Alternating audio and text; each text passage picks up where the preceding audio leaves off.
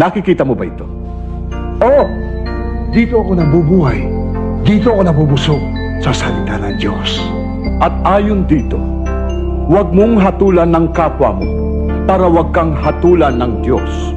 Sapagkat hahatulan ka ng Diyos ayon sa hatol mo sa iba. Isa na akong tagapagpalaganap ng salita ng Diyos, ng mabuting balita.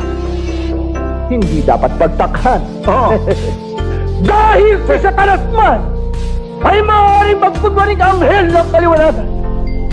2 Corinto, Kapitulo 11, versikulo 14. Yan kung nabasa mo na. At alalahanin mo rin, Braganza, na sa oras ng paniningil ni Jesucristo, darating siyang katulad ng isang magnanakaw sa sandaling hindi mo inaasahan. Kaya't huwag mo nang idamay at bastusin ang Biblia.